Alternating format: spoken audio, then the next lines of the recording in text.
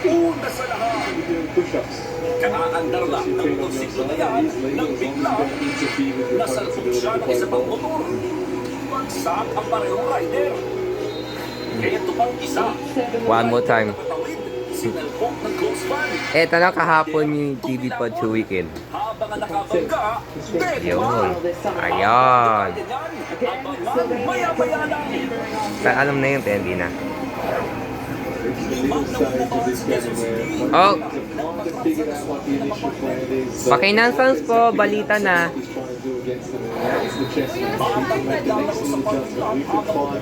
Dito. Pakinansangs. Mga customer ng Meralco, makatanggap ng refund, matapos pagkakapos ng gobyerno.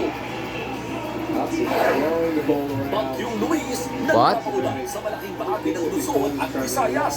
Isang May kasunod. bagyo sa labas ng bar. Dopey naman. Back-to-back win para sa Pilipinas. EJ Obiena, nasungkit ang ginto sa pole vault meet sa Germany. Habang si Alex Yata, tinumba ang 4-time Grand Slam Kulang champion 30 minutes eh. aabante na sa White House ng Mubadala TC Open.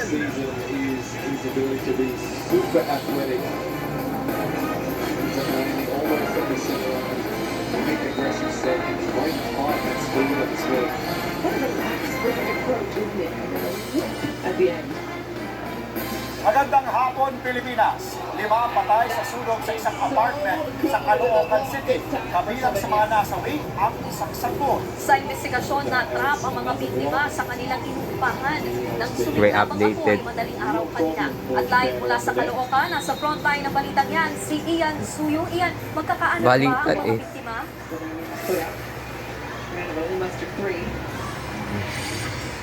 Papay. Andre, Nikki, 5 nga ang nasawi matapos maganap ang isang sunog dito sa dagat-dagatan sa Caloocan. At tama ka dyan, no? Kabilang dyan sa mga nasawi ang isang 11 months na sanggol, pati na rin ang kanyang ina. At kung makikita nyo nga, nandito tayo sa mismong harap ng nasunog Wala na at bahay. kasi, Ito yung isang unang at sa palapag, timer. na inarangan na rin ang plywood para hindi napasukin pa. At doon, Baka timer, ikalawang baka palapag meron ng trap, daw. yung mga residente na nanunuluyan dyan, nagsisilbi daw kasi yan na boarding house at ayon na sa BFP, pati na rin sa barangay, 5 ang kabuuan na nasawi matapos ang nangyari. Nilakon ng nagngangalit na apoy ang gusaling ito sa barangay 8 sa Caloocan City. Sumiklabang sunog kaninang alauna ng madaling araw. Bukod sa apoy, sunod-sunod din ang pagsiklab ng mga kable ng kuryente. Ang mga residente tumutulong na sa mga bumbero After para mahila fight, ang after mga hose stoppage. at maaabot ang natutupok na gusali. Makalipas ang halos 2 oras, Panalo. usok na lang ang natira at napula na ang Nasunog. apoy. Pero ang sumunod na eksena, isa-isang inilalabas ng mga Nasunog, otoridad 5 ang nasawi, mga labi ng mga Caloocan nasawi sa apartment. insidente. 5 ang patay sa sunog, kabilang ang 3 babae, 1 lalaki at 1 sanggol. Tinamay pa yung tao. Sunog. Ang 2 palapag na paupahan. Mabilis umanong kumalat ang apoy mula sa unang palapag kung saan may talyer ng jeep. Posibleng manong hindi nagising ang mga biktima at hindi agad Matuto. nakalis sa naturang apartment. Bago po kung matulog, kasi sinitulog ko ng kape. Akala po namin, tapos nung nakita po namin, ano po, lumalaki na po yung Now part 1 to 5 have Sa belong. kabuuan, hindi bababa sa 6 na pamilya Additional ang kasi napitan baka dahil ulong sa sunog. araw. and they put together a strong team. That's a good scoop. Andre, Nikki, nauna na nga nagsabi ang Caloocan LGU na sasagutin nila lahat ng mga kailangan ng mga apektuhang pamilya, pati na rin ng mga pamilya ng mga nasawi. Kabilang na dyan yung pagpapalibing, pati na rin pagpapaburol. Ayon sa barangay kanino, no, na nakausap natin, parang yung ibang magulang o ibang mga kamag-anak ng mga nasawi ay nagdesisyon na iuwi na lamang sa kanilang mga probinsya yung mga labi ng kanilang mga kamag-anak, samantalang may 2 biktima naman daw na nakatakdang iburol dito ang kanilang mga labi sa darating na Martes. Yan muna ang latest mula dito sa Caloocan City. Iki, Andre? Salamat at mag-iingat ka dyan. Maraming salamat live mula sa Caloocan, Ian Sui. Turns into a set. Tunog sa bahagi ng House of Representatives compound sa Batasan Hills sa Quezon City. Ayon sa Office of Sergeant at Natupo Arms ng Kamara, ata. nagsimula ang sunog alas 9 kaninang umaga sa South Steel Parking. Agad namang rumisponde ang 4 na fire truck at napula ang apoy matapos ang halos isang oras. Paglilinaw ng mga otoridad, hiwalay sa pangunahing gusali ng Kamara ang naturang barracks na gawa sa light materials. Wala namang naiulat na nasaktan sa insidente. Patuloy po ang investigasyon sa santo ng apoy at kabuwang lawak ng pinsala. Nakaladkad ng pick-up ang isang batang naglalaro sa Quezon City. Pinatatawag ng LTO ang driver habang So, sinusunod order. na ang kanyang lisensya. Nasa frontline ng balitang yan, si Dave Abuel.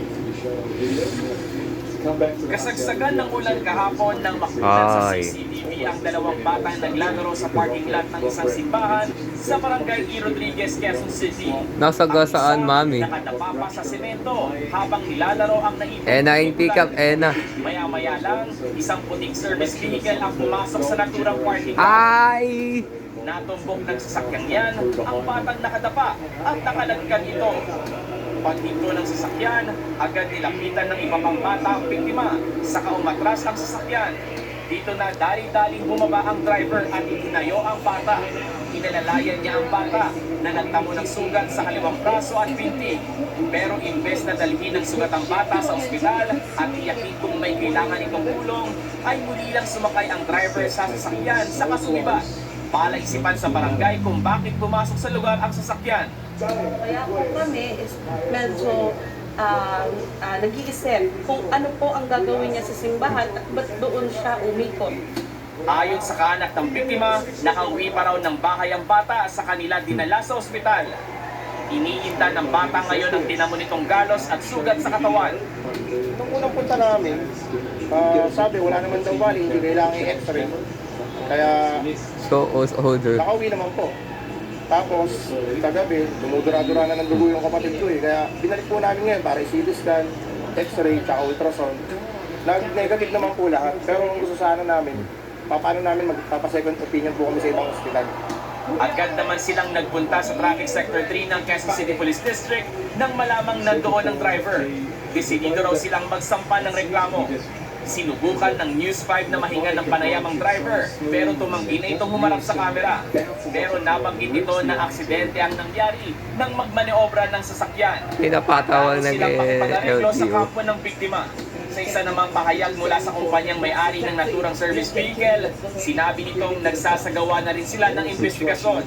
Handa rin daw silang makipagtulungan sa mga otoridad. Magpapabot din daw ng tulong ang kumpanya sa biktima at pamilya nito.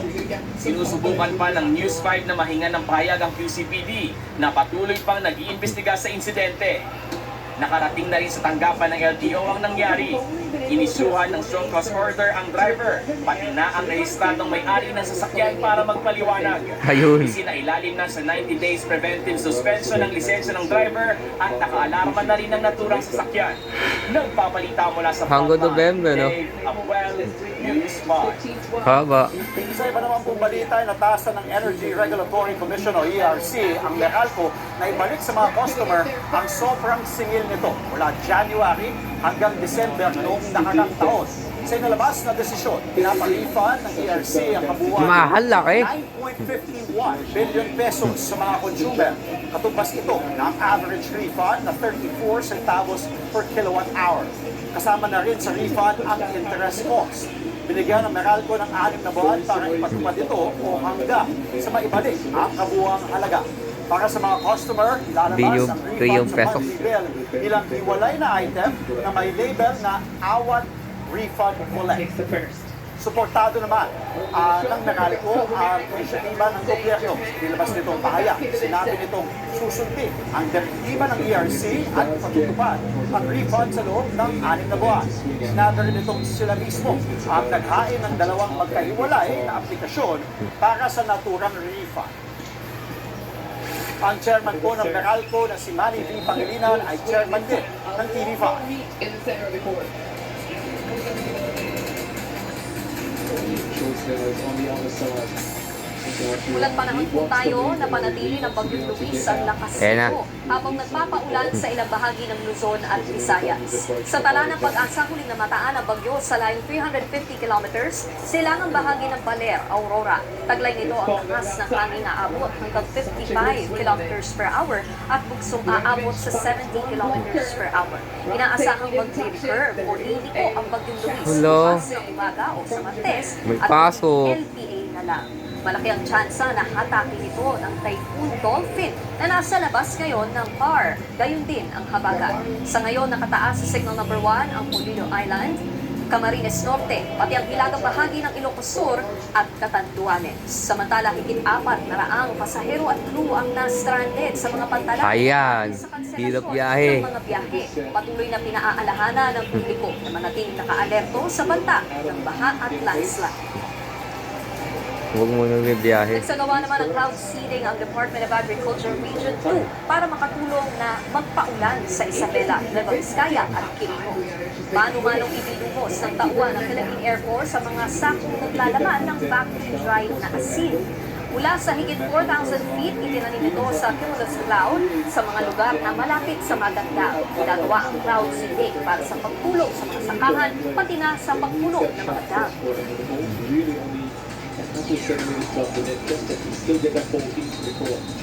Sa sports, naghahari si Olympic pole vaulter E.J. Obiana sa Halberstadt Hohenflug pole vault tournament sa Germany kahapon. Na-clear ni E.J. ang 5.76 meters para mangibabaw sa torneo na unang lalundagan ng Pinoy ang 5.56 meters sa kanyang unang subok. Naiwang magkalaban sina E.J. at Qatari na si Abdel Salam Seyfettin sa 5.66 meters. Na-clear yan ang kanyang kalaban sa pangatlong attempt.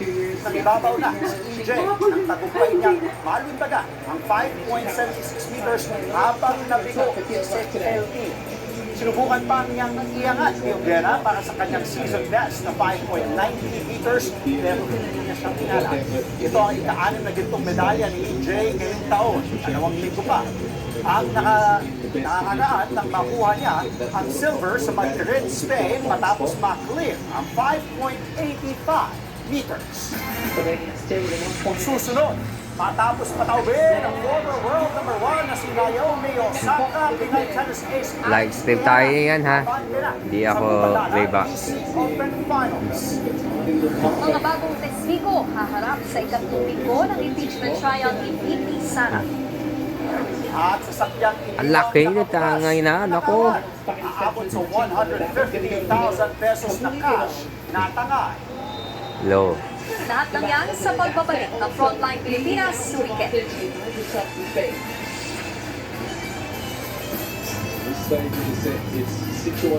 Tutukan. Susunod.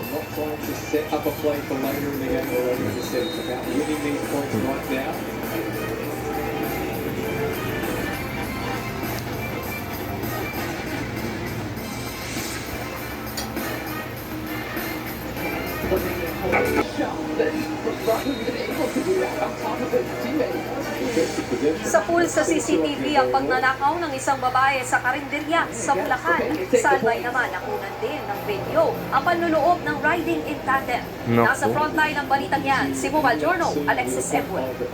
Sa pool sa CCTV, ang riding in tandem na ito sa tapat na isang tindahan sa Daraga, Albay. Pasado alas sila sa madaling araw nitong Biyernes nang subukan nilang buksan ang tindahan. Ang mga salarin naka-helmet at naka-hoodie. Sa anggulong ito, kitang pinilit ng lookout ang CCTV. Pahirapan sila sa pagbubukas ng pinto. Yon. May punto pang bumalik sila sa kanilang motorsiklo nang may dumang motor. Maya-maya pa, 6 minutes sa pag-add, haba. ng lock, ibinigay sa kanyang lookout ang suot na helmet. Ilang minuto rin ang tinanggal bago sila tuluyang makapasok sa loob ng tindahan. Agad dumiretso ang isa sa lalagyanan ng pera. Tinangay nito ang mga sigarilyo at pera na aabot sa 5,000 piso. Nagpapatuloy pa ang investigasyon sa pagnanakaw. Sa pool din sa video ang isa na rin sa pagnanakaw sa tindahan sa Liginto. Tinangay. Makikita ang isang babae na may dalang tray ng itlog. Maya-maya Grabe. muli siyang bumalik. Tangay naman niya ngayon ang malaking supot. Ayon sa may-ari, 2 beses na silang ninakawan ng babae. Tinangay sa kanilang tindahan ang mga baryang ipon, Ayun. gas, dilata, at iba pang paninda Walang na nakakausap. sa 10,000 piso. Patuloy pang tinutugis ang salarin. Nagbabalita pala sa Frontline, Mobile Journal Alexis Ebue, News 5. Sa pool din sa CCTV ang pagnanakaw ng lalaki na nakabukas na kotse sa Imus, Cavite.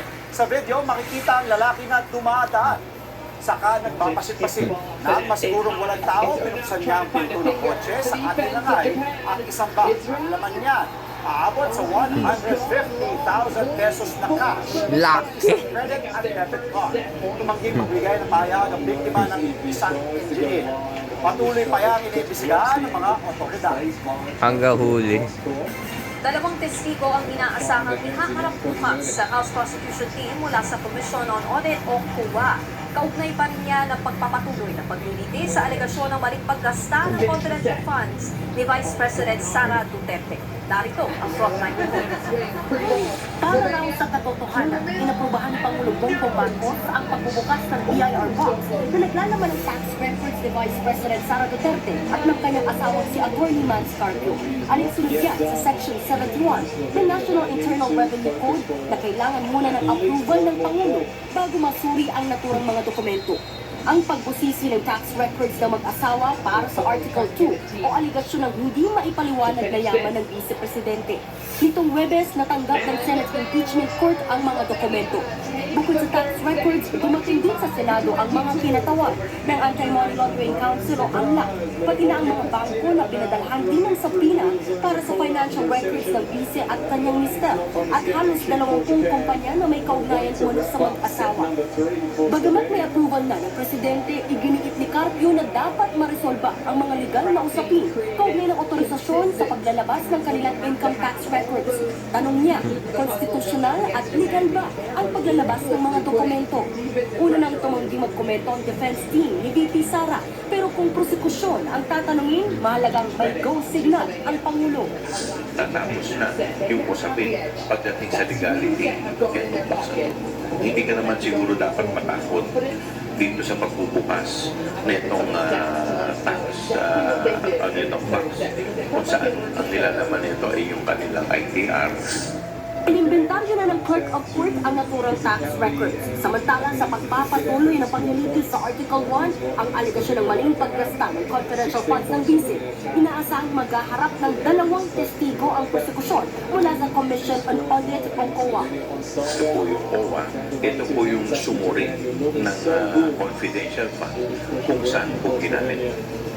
So dito po, titingnan natin kung yung paggamit ko ay nasa tama ayon sa circular, sa joint circular na inilabas kung paano gagamitin dapat yung confidential fund. Nitong Miyerkules na din natunog ang salitang unusual pero hindi suspicious. Ganyan kasi inilarawan ng 2 dating Land Bank branch manager ang mga transaksyon ng Office of the Vice President at ng Department of Education o DepEd. Ang na-encash kasing pera ng opisina ni VP Sara mula 2022 hanggang 2023, higit kalahating bilyon o 612.5 million pesos. Nagbabalita mula sa Frontline, Marian Enriquez. News 5. Samantala, inimbitahan ni Senator Alan Peter Cayetano si Senator Ping Lacson at ang publiko na personal na inspeksyonin ang mga infrastruktura sa Taguig. I will continue to invite not only Senator Lacson, not only staff, but everyone. Iba kasing sa papel-papel, iba yung sa picture-picture. Tignan niyo yung budget, pupunta rin sa lugar, makikita yung nandyan talaga yung project at magaganda. Again, to the best of my knowledge. Sinabi yan ng Senador kasunod ng issue ng mga umano'y irregularidad sa infra project sa lungsod. Muli rin niyang iginiit na wala siyang ghost project sa kanyang baluarte. Pero tinanggihan ni Senator Lacson ang imbitasyon. Saka na lang daw siya pupunta kapag maayos na ang flood control program sa Taguig. Anya, matagal na siyang walang practice sa swimming. Baka doon pa raw siya malunod. Noong nakarang linggo, sinawalan ni Senator Lacson na may 4 na proyekto sa Taguig at magkakaibang kontrakto. Pero isa umano ang isinumitay mga larawan para sa billing and collection. Susunod, pastor sa Agusan del Sur, patay matapos tambakan ng riding in tandem. Ayun. Kulong. Albularyo sa Cavite na gumagamit daw ng baril pang testing sa panindang anting-anting. Arestado.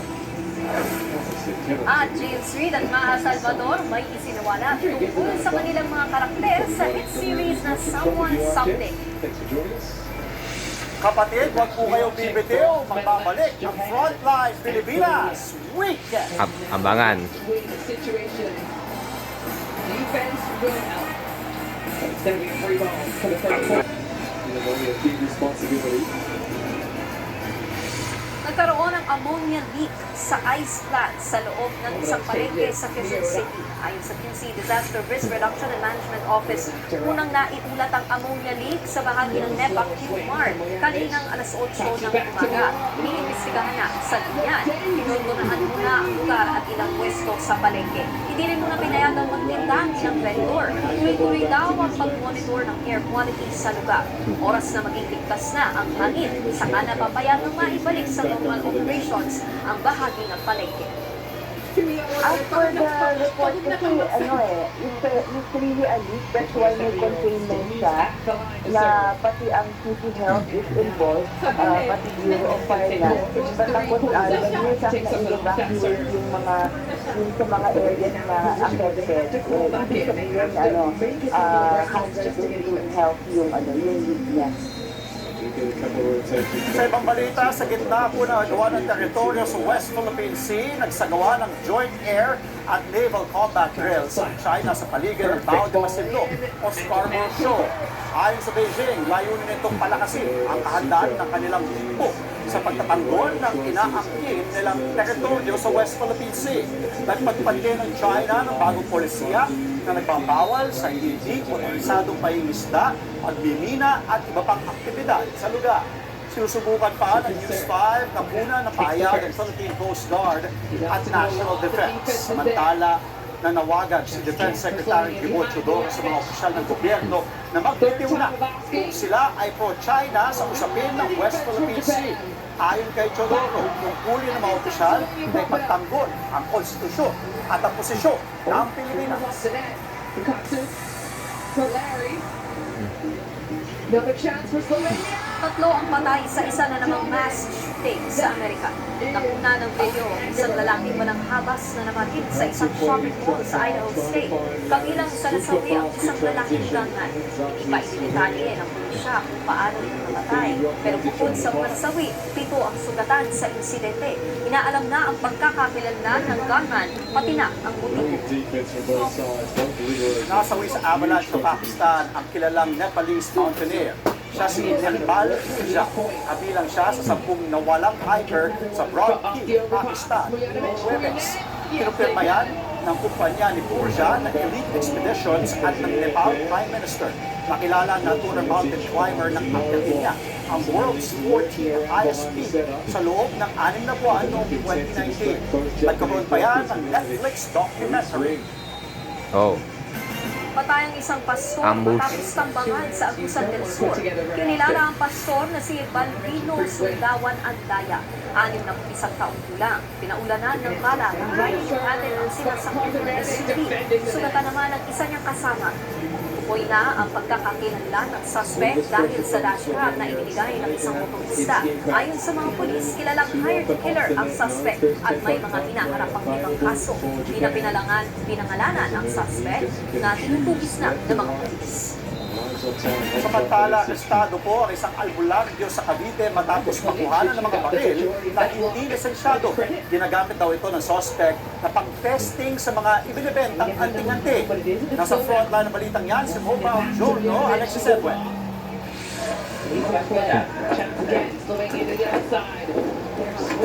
Ating anti-alistado.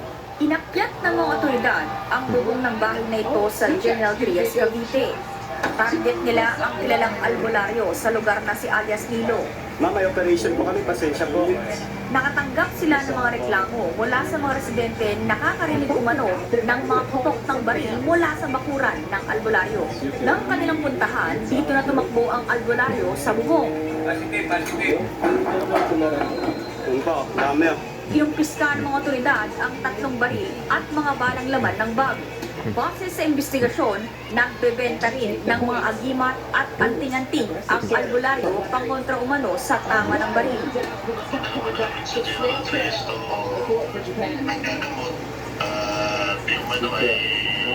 Get the wheel rolling fast enough to come up the country to a really good opportunity.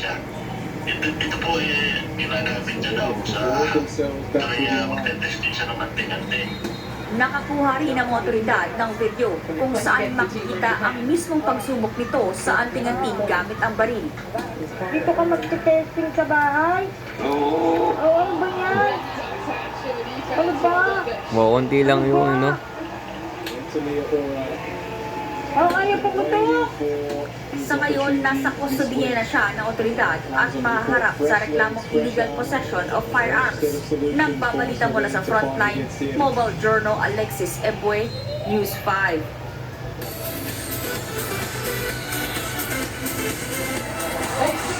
Unang linggo pa lang, Someone Someday. sunod na ang pasabog ng kinserya na Someone Someday.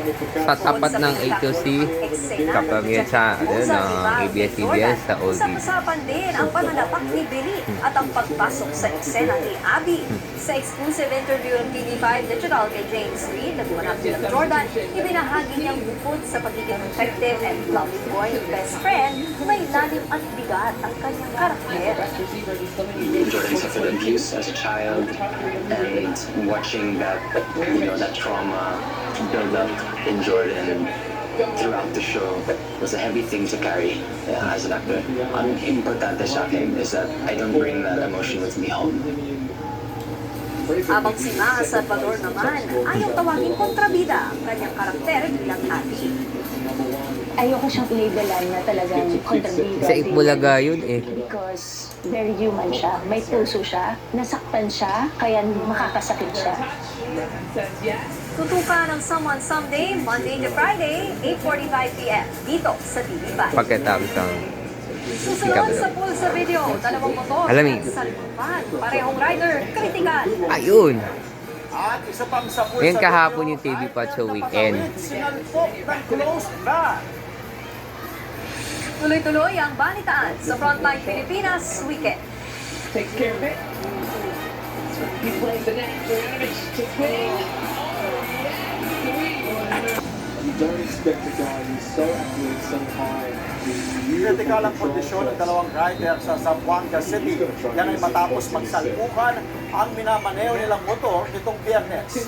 Narito ang Frontline Report. Pasado alas 12 ng tanghali nitong Biyernes, sakway sa CCTV ang pagmaniobra ng motor na yan. Matapos makabuelo, dumiri-diretsyo na ito nang biglang sumulpot ang isa pang motorsiklo at nagsalpukan ang dalawang motor sa lakas ng impact. Tumaob ang sumalubong na motor at nagagalunta ang driver. Hinilako naman ang angkas ng isa pang motor. Parehong walang suot ng helmet ang mga rider. Sinisilip na ng mga otoridad ang pananagutan ng mga sakit. Lalugod sila. At sa katarat naman. Tiyempo ang 19 anyos na lalaking motor rider na yan. Mag-aalas 7:30 ng gabi noong Biyernes. Paliko na ang motor sa MacArthur Highway. Nang bigla siyang hipuin ng isang closed van, napakadusay ang rider sa kalsada. Nagtaho siya ng sugat sa tuhod at nasira rin ang kanyang motor. Pinupulis na ng mga otoridad ang may-ari ng van at sa kalit ng huminto ay dumiretso lang. Patay naman ang isang motorcycle rider matapos sumalpok sa isang bus sa Zamboanga City. Sa lakas ng banggaan, umilapon ng rider ang motorsiklo na tumama pa sa isang SUV. Batay sa investigasyon, nag-counterflow ang rider. Samantala, sa Cagayan, na-recover ng Philippine Coast Guard ang bangkay ng isang mangingisda sa karagatang bahagi ng Barangay Centro, Cubao. Ayon sa TCG, mula sa Apari, Cagayan ang biktima at naunang inuulat na nawawala. Naiuwi na sa kanyang pamilya ulit ang isda.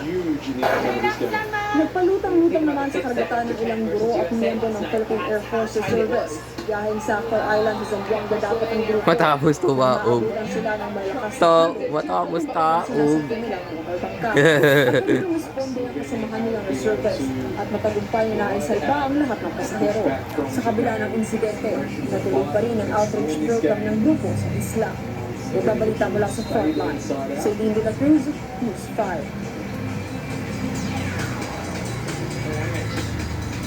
Wagi ang Philippine men's football team kontra Lao sa 2026 ASEAN Hyundai Cup sa Vientiane, Oh, Hyundai. Tinatawag ng Pinoy Boomers ang Lao sa fans. Oh, Hyundai pala. Nauna mo umabante ang Lao nang maipasok into Damot Hong Kamsaba. Ang unang goal ng laban ay ablayan ng national team sa ikalawang bahagi ng laban matapos ang goal ni John Lucero. Goalie. Nakuha ng Pilipinas ang Tawas po na ano eh. pagkamali ang defender ng Lao at aksidenteng makipasok ang tira ng Pilipinas sa kanilang goal. Nadagdagan pa yan ang abante ng makakuha ng penalty ang mga Pinoy at maipasok ni Harvey Gayoso ang bola para sa 3-1 na mentahe. Sinelyuhan kay Suki Sato ang panalo matapos maipasok ang isa pang goal sa 88-minute mark. Susunod na makakaharap ng Pilipinas ang Thailand sa New Clark City Stadium sa August 4. Ay, palak yan. Ngayong tag-ulan, perfect ang magkwantong sawa. Kung ang hanap nyo naman ay resto na may touch of pilyo, try nyo itong cafe sa Kainta at mga AI Aliw concert ng Malulupet. Yan at iba pang mga dapat nyo abangan sa kwentong Mark Logan mamaya.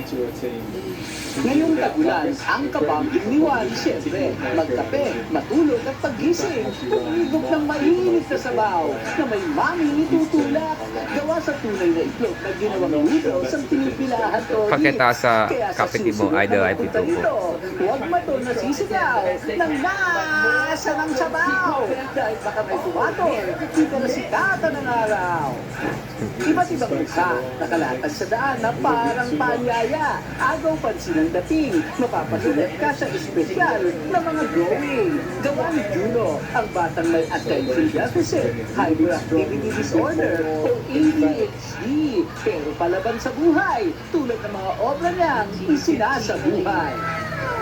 Silang The Bird Gang nakakagulat kapag sabay-sabay silang nagpasikat. Otherwise known as the Flying Tropa. Aliw ang ating nila sa madla sa iba't ibang talents at tricks na kanilang ipinamamalas. Aba naman, talaga namang nuknuk ka ng pakitang gilas. Sa basketball, sumakay ka pa at huwag kukurap dahil asahan mo, uulan ng dunk. Dito sa Kainta, may restaurant sandwich. Binubudburan ng buhok na kulot na para sa kanila. Hindi raw salon. Kahit na itong buhok, sumasabit. At sa niya, kumakawit. Ang masasabi ko lang, hi! Volvo love it! Sabi nga nila, hindi mo kayang talunin, why not join them? Tulad ng AI, di mo na talaga mapipigilan ang pagyabong ng teknolohiya. Sa bagay, may mga positibo namang nagagawa, tulad ng aliw na hatid ng mga pet na kumukoncert gamit ang AI o Artificial Intelligence. In every afternoon, 3 o'clock, I read your letter. Ahay, sa may bintana. Ahay, sabay ang luha. Nagbabalita mula sa Frontline, Mark Logan. So dangerous, there's so many areas on the court. The stars have aligned and they're pointing to Australia. Kaya pinanood sa Cup of Joe. Ang dates para sa kanilang Australian tour. Oh. Sa post ng grupo, tatlong Stardust concert ang gaganapin doon. Sa Melbourne, sa October 3.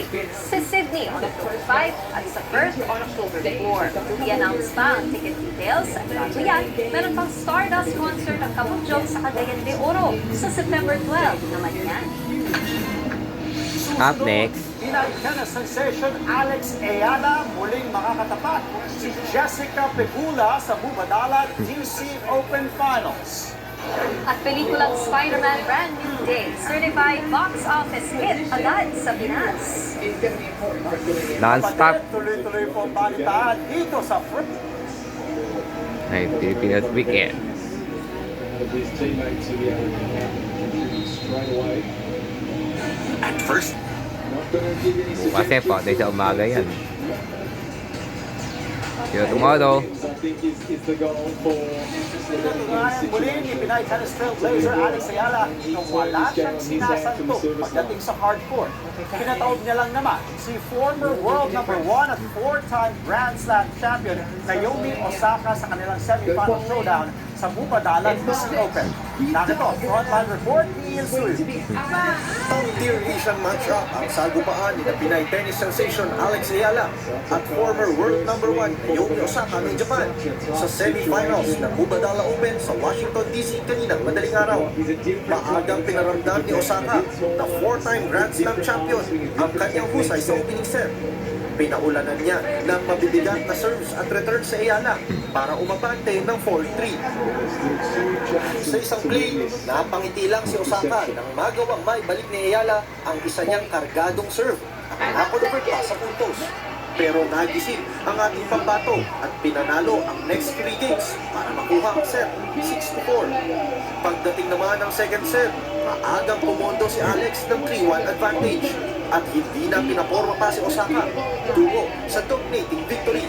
Final score 6-4, 6-2 para kay Alex. Osaka, she needed that. Walang mapaglagyang saya si Alex matapos ang panibagong historic win. Hey everyone, it's Alex. I'm in the final, my first time on the final, and I'm so happy to do it here in DC in front of all of you. So thank you very much. Ito ang kauna-unahang WTA rated 500 tournament finals ni Ayala.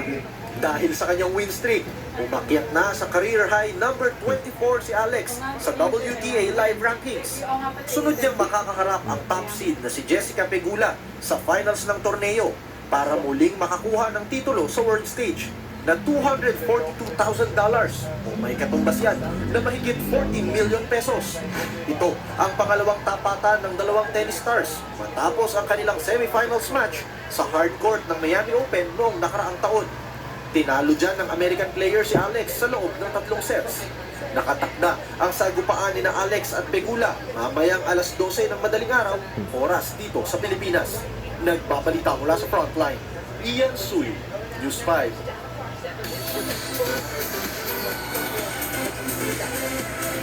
Literal na box office hit ang atake ng pelikulang Spider-Man Brand New Day sa Pilipinas. Sa loob lang kasi ng 24 na oras ng ipalabas sa bansa, kumita na ito ng halos 96 million pesos. Ito ang pinakamalaking opening day para sa pelikula sa bansa mula noong pandemic. Ikatlong pinakamalaking opening day naman ito sa kasaysayan ng takilya sa Pilipinas, kasunod ng Avengers Endgame at Avengers Infinity War. Ikaw ba? Nakapanood ka na? Oo, napanood ko na yung last week. Tapos yung Spider-Man Ito naman. nung Biyernes. Ikaw? Tapos na rin, syempre. Gusto ko, batiin natin, Alex Ayala. Tuloy-tuloy lang talagang nakaka-proud itong si Alex. Just keeps on surprising yung mga talagang natatalo niya, sila Naomi Osaka. Big names, ano? Oo, talagang tuloy-tuloy lang. Alex, congratulations as early as now and good luck sa finals ng Bubadala. Akyat lang ng akyat sa ranking, ha? Oo, step by step, ika nga ni Alex sa kanyang ginawa dati na video na nag-viral. So, yun, ano bang susunod after nitong kay Alex, ha? Yung kasi Spider-Man. Balik tayo kay Spider-Man. Hindi, kasi yung alam ko finals na si Alex, yun yung susunod sa Bubadala. Pero din sa pelikula, ano bang inabangan? Feeling ko Secret Wars. Feeling ko lang naman. Kasi yun yung teaser di ba? Another Off-Earth Spider-Man. Ay, after ng Doomsday. First Spider-Man pa. At yan ang mga impormasyong dapat ninyong malaman. Mga balita para sa may alam at may pakialam. Kami po ang inyong mga kapatid sa balitaan at public service. Walang iwanan sa Frontline Pilipinas Weekend.